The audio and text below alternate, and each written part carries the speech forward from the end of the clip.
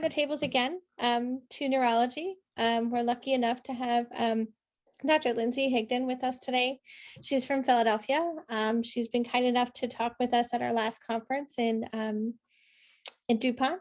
And Lindsay, I'll have you take it from here.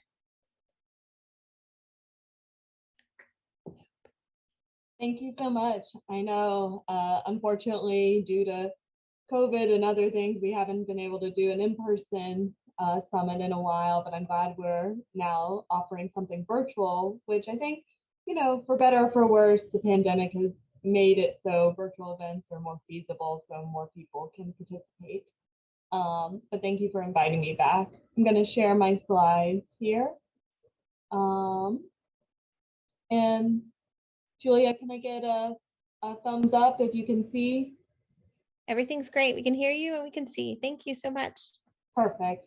So really today I wanted to focus on challenges with transition to adult care, because often many patients with Sturge-Weber are diagnosed as children, and they may have a specialist or a group of specialists who are familiar with Sturge-Weber and have a pediatric team that they build a relationship with over years and years. But then eventually, they are no longer a pediatrics patient. Sometimes this transition happens somewhere between the ages of 18 and 26, that they finally leave their pediatric providers and go on to adult providers. But that transition can sometimes be abrupt and not ideal if we don't prepare for it properly. So I wanted to give some evidence-based tips from publication on how to, get ready for that transition to adult care. So what do I mean when I say transition of care? So this is when you start to transition, adolescence and more child-oriented and family-centered care to a more adult-oriented setting, which means that instead of the physicians on the care team talking mostly to the parents, that you want the patient with Sturge-Weber to be more independent and advocating for themselves. Not that your parents can't still be involved in care, but we want to make sure that that the patient is more independent as well. So, and also if we plan the transition and have a team in place before the transition happens, this can prevent interruption of treatment, loss of providers for prescriptions, and potentially setbacks in management of symptoms. And we're not just talking about the medical issues such as the seizures, the glaucoma or eye issues, but also, the psychosocial issues like transition for, out of the school environment into the working environment, or maybe differing levels of independence, as well as making sure that we address, mental health concerns with that transition, because, becoming an adult is stressful for every human. So people who suffer from Sturge-Weber are not excluded from that. So we don't want our patients to have, a risk of emotional distress or feeling socially isolated. And we also don't want them to feel like they can't become financially independent of their families. And we also, when choosing especially a neurologist, you want to, make sure that somebody who's familiar with treating the symptoms that are often associated with Sturge-Weber, so seizures, headaches, and migraines, and potentially also maybe being in touch with or having some understanding of the glaucoma or neuro-ophthalmologic issues associated with it, as well as that, some people have the chronic hemiparesis as well. So we want them to be able to integrate into adult society and have a satisfying life. And that can look different for different people, but really we want to optimize independence, furthering education after the general education, and if possible, obtain gainful employment and financial independence, have a good quality of life, and also be socially independent and have fruitful and satisfying social interactions and friendships. And then that also includes, a dating life, potentially marriage, and becoming parents of their own one day.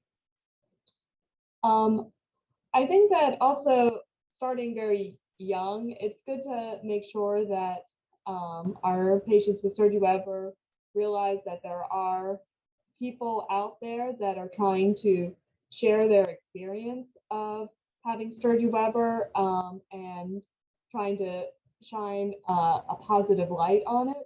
This is somebody named Prisha who, shared her story of having Sturge Weber. That's a picture of her MRI and a picture of her port wine stain, and trying to kind of, not hide the stain and the birthmark, and talk about on social media, her experience with having Sturge Weber. Now, there can be, varying neurologic features with this disorder, seizures, sometimes cognitive or intellectual impairment, weakness on one side of the body, or visual loss on one side of the visual field, and headaches. And then, of course, the glaucoma that we talked about a lot in the previous talk. This was another young woman who, I'm not sure if she actually has Sturge Weber, but she does have a port wine stain, and I just thought I'd share a little bit about her. She was on this makeup competition show that I watched that was put on by the BBC, and she has a huge following on Instagram for all of her really interesting makeup tutorials, and for many, many years she would spend hours diligently hiding her port wine stain, so she felt like she could look like everyone else. But then she decided to start posting images on her Instagram feed, actually showing off her port wine stain, and actually got a huge amount of positive response from that. And I thought that that was really inspiring, to celebrate her differences and not hide it, to feel like she blends in with everybody else. So I think it's always good when you see examples like this, on social media, that can, help our family members and children and patients who might be, ashamed or wanting to hide their port wine stain. So probably the thing that's the most challenging thing for transition of care to for adult patients with Sturge Weber is that they need multiple specialists. So they need at least a primary care provider. If they do have eye problems, they need an ophthalmologist, and often a neurologist as well that might address multiple issues, including the headache, the seizures, and if there is some, intellectual disability that they might need evaluations, repeat neuropsychological or cognitive testing to make sure that they have appropriate accommodations for higher education, or accommodations for a vocation or work. So I wish that there were around every corner a center with a team-based approach for people with complex medical conditions like Sturge Weber, where you could just have a team, that always work together. But often there's going to be different specialists at different places. So maybe some will be at a teaching facility, some will be out in the community, and I know that it would be great if we all were accustomed to functioning as a team, but that's just not the reality.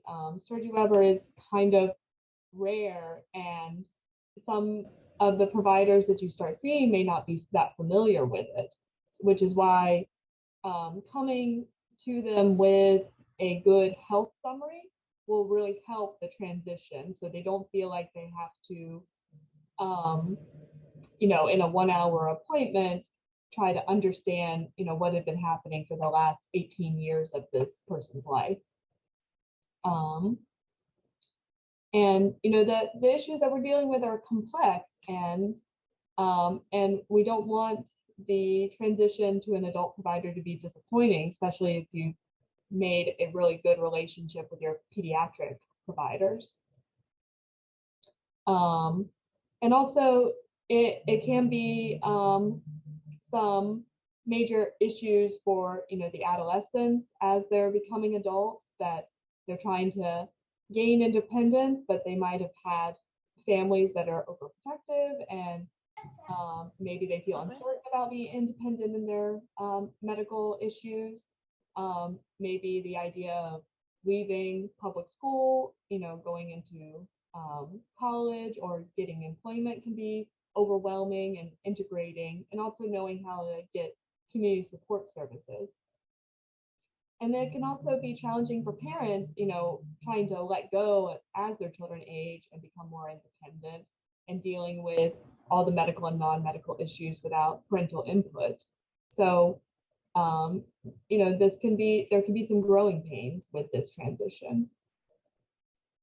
Now, this is just a study sort of differentiating people with and without seizures with Sturge-Weber. And as you can see here, that unfortunately people who suffer from seizures tend to have more issues. They would meet criteria for developmental delay, have more emotional behavioral problems, more need for special education, and fewer of them were able to be gainfully employed. So definitely those people who suffer from poorly controlled and ongoing seizures can experience more challenges than the ones without seizures. And this is another study just looking at 20 families with a child with Sturge-Weber, like how the transition from adult or from pediatric to adult, how it went. And they said that in general, they had less appointments available with the adult health services, except for in psychiatry. And they felt like it was hard to find a PCP, a neurologist, physical therapy, and occupational therapy that understood the challenges of Sturge-Weber. And also that the providers just didn't have a very good understanding of Sturge-Weber, and that the communication between specialists was poor, and they didn't feel like their child's needs were being met. Also, having a key point person in the transition, whether it's a primary care doctor or a neurologist, is sometimes helpful to have a ringleader who can initiate contact with the other providers and be willing to collaborate with other providers. Also, sometimes they would leave their pediatric providers, and the records and the handover of information was subpar, which really, makes it hard for the new providers to pick up where the pediatric providers left off. And then young adults with Sturge-Weber were most concerned about their education, anxiety, socializing with other young adults, their vocational skills, becoming independent, and ongoing headaches. And they really didn't get support in those areas. The most often where they were able to get support was just their learning needs and academic accommodations. So I've outlined so far that there are some challenges associated with the transition, but now I want to focus on what can we do to actually make this transition better. And one of the key things is starting to plan for this early. And also it should be tailored to the level of each individual's disability. So if the child with Sturge-Weber, has severe intellectual disability, they're going to need more help from their family than somebody who is more high functioning. But we should really start to think about transition around ages 12 to 15. So not younger than that, but we want to start gradually shifting some responsibilities to the adolescent, if appropriate, and having them engage with their medical providers and not just sort of sitting there as their parent, talks to the provider. Also, making sure that they are starting to manage their own medications and have a understanding of what their medications are for and their different medical conditions. And then, the next step would be, also in the same age range, finding financial, community, and legal support as they become an adult. And, making sure that you have appropriate documentation and applications.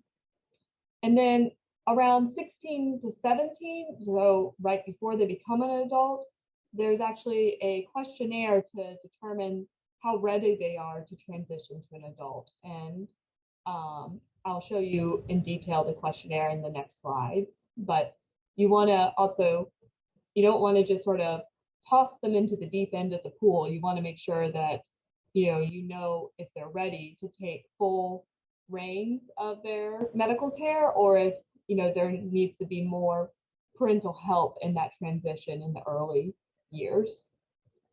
Also, asking the pediatric providers to make a portable health summary, either on a USB drive or some kind of Word document.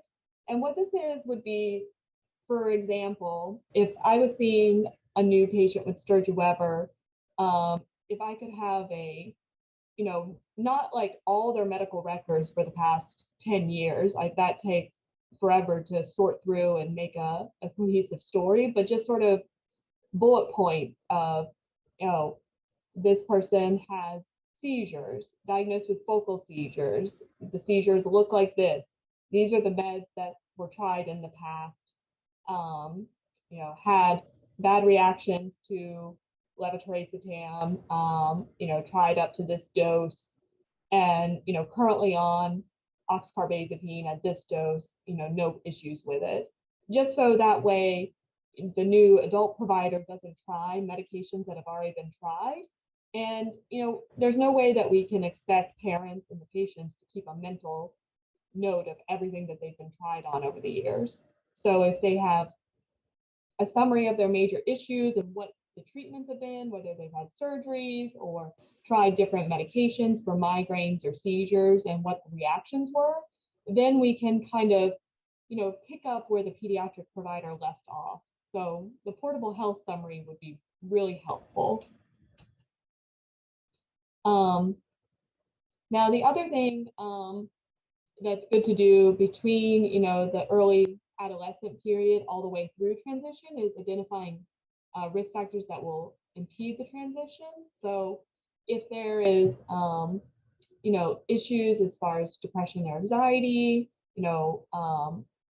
trouble with the adolescent taking their medicine, making sure that, for our female patients, that they're avoiding unwanted pregnancy that can really, derail things a bit, and whether they're driving and if their seizures are well controlled. Also, if they do meet criteria for intellectual disability, we want to make sure that they have had, appropriate neurological and neuropsychological testing and behavioral assessments, and that you support them in the interaction with their adult provider.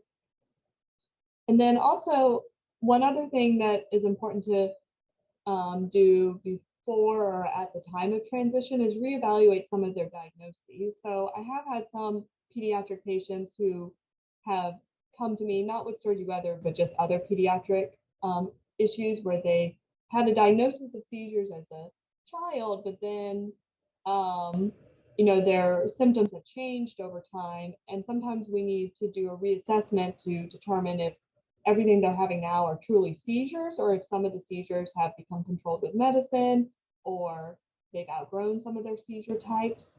And there are some behavioral things that people can do that can look like seizures, but they aren't seizures, or they can have a neuropsychological condition called dissociation, where they can stare off into space and it's totally involuntary, but it's not an actual electrical seizure, so it wouldn't get better with medication. And at large epilepsy centers like at Jefferson, we have a specialized unit called an epilepsy monitoring unit, where people can come in and be hooked up to EEG and have a video on them for several days at a time, where we can actually try to capture these episodes and shed light on whether they are seizures or not, and whether we need to aggressively treat them with medication or potentially a different type of therapy.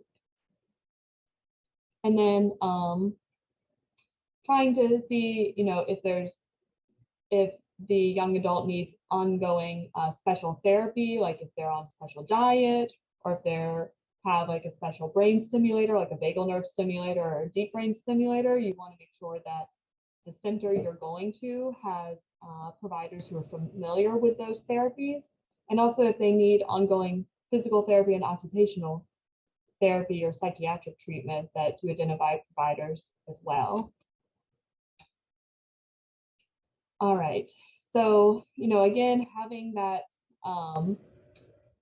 health summary would be really helpful, but also having the transitional readiness questionnaires, all the test results, what their emergency plan for seizures are, goals of care, the list of needed specialists for the transition, and what they have as far as community and social support.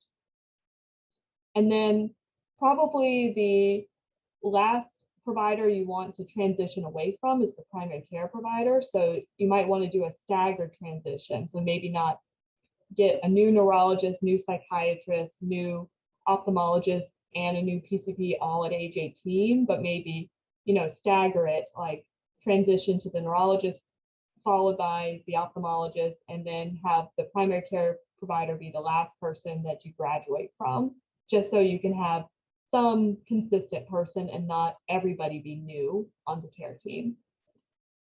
So this is an example of the transition readiness questionnaire, and this can be used for people with or without Sturge-Weber, but going through with your child of, how well they feel confident in managing their medication. So if you know you're low on a prescription, do you fill it if you need to? Do they know how to fill it online? Are they able to go pick it up themselves? Does it get mailed to the house and they know how to do that?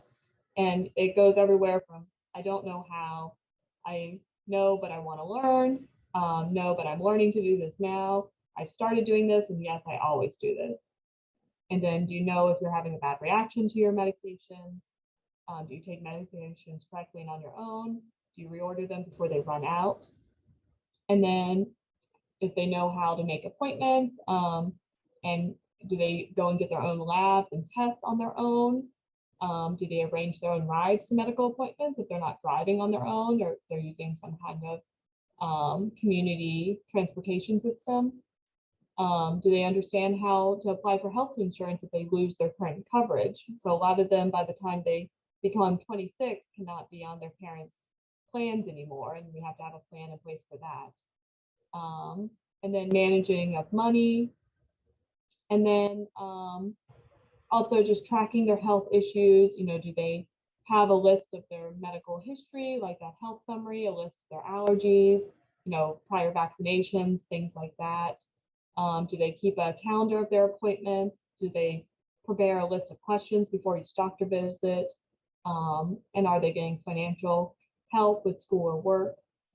And then, sort of how confident they feel as far as talking to the providers.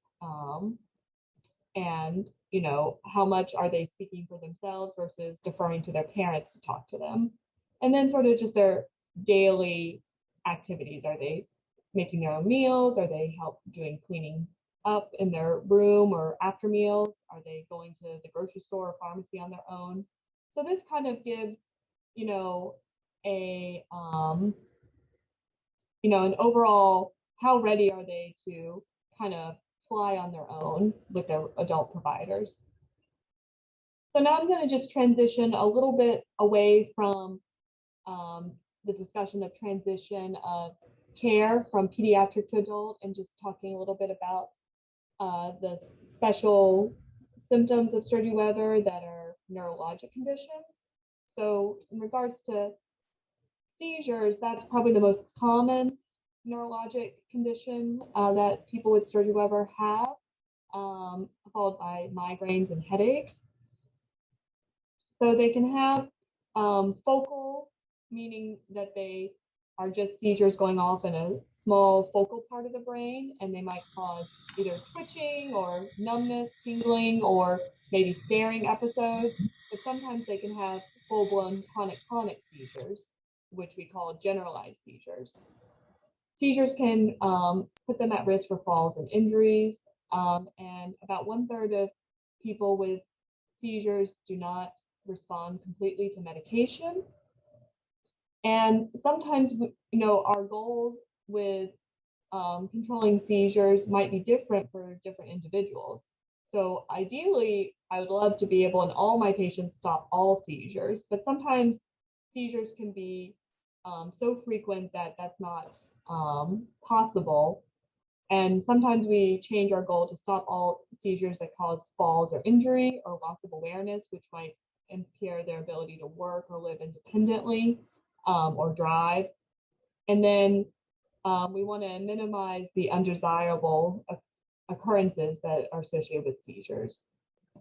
And seizures are generally bad for their functioning. They can shorten your life, cause injury, disability, loss of independence. So the goal is 0 seizures if possible, but if not, just trying to get rid of the most impairing seizures. And if the neurologist you're seeing, is not working at a level 4 epilepsy center, which is the highest level, you can always ask for a referral to a specialist to make sure that you're getting access to all the different treatment options. So what are the treatment options? So medications, we want to make sure that they're on a appropriate drug at a good dose for their size and weight. And typically I try to keep medications to 1 or 2. Very rarely I'll use 3 drugs in one patient. But after 2 to 3 different drugs have failed, it's unlikely that medication alone will control all the seizures. So we will, often look into if there's a neurostimulation or a surgical procedure that might get rid of the more debilitating seizures. We are coming out with new drugs for seizures all the time, but unfortunately, the newer drugs, they tend to have some advantages of having better side effect profiles, but not necessarily better control of seizures. Also, there has been a lot of hype and interest around medical marijuana, CBD products, and Epidiolex.